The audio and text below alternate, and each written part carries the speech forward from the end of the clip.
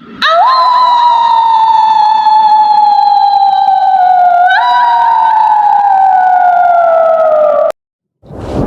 آمدید کہتے ہیں آپ کو آپ کے چینل خوفستان میں۔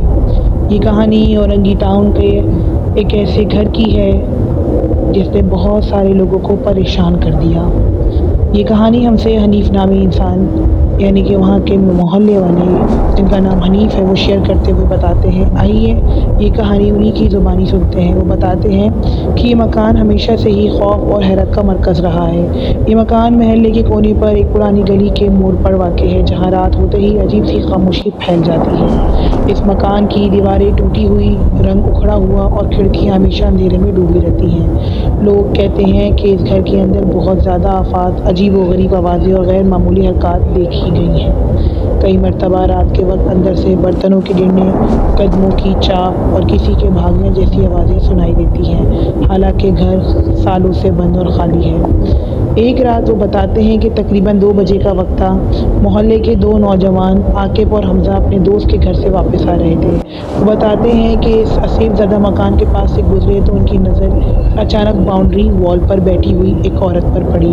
عورت بالکل ساکت بیٹھی تھی، اس کے بال بکھرے ہوئے، کپڑے مٹی سے اٹے ہوئے اور چہرہ عجیب طور سے بے تاثر تھا۔ دونوں خوف کے مارے رک گئے۔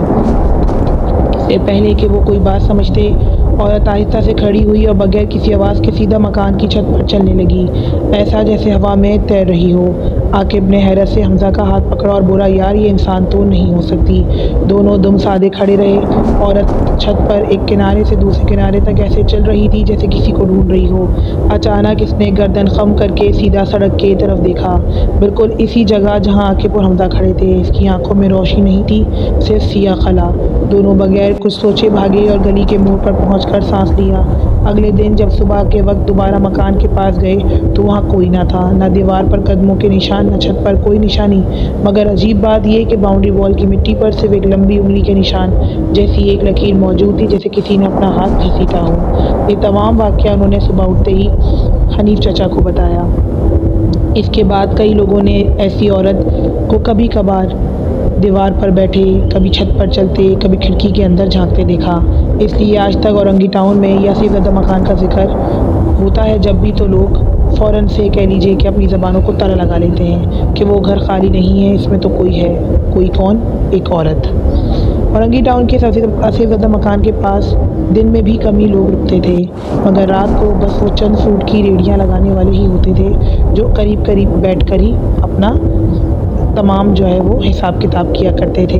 اس رات ہوا میں نمی تھی، گلی سنسان تھی اور آسمان پر بادل چھائے ہوئے تھے۔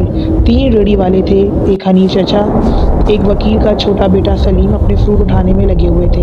جیسے ہی انہوں نے ریڑھیاں دھکیلنی شروع کی، اچانک آسیب زدہ مکان کی باؤنڈری وال کے پاس ٹھنڈی اور بہت ہی زیادہ عجیب سی ہوا کا جھونکا گزرا۔ سب نے بے اختیار ایک دوسرے کو دیکھا۔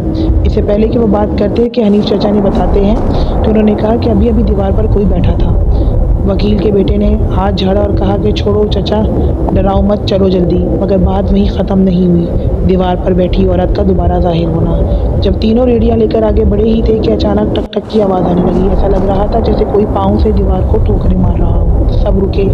دیوار پر وہی عورت پھر سے بیٹھی تھی، بال بالکل بھیگے ہوئے تھے جیسے ابھی ابھی بارش سے باہر جب کوئی باہر نہا کر نکلتا ہے، حالانکہ بارش کا کوئی نام و نشان بھی نہیں تھا۔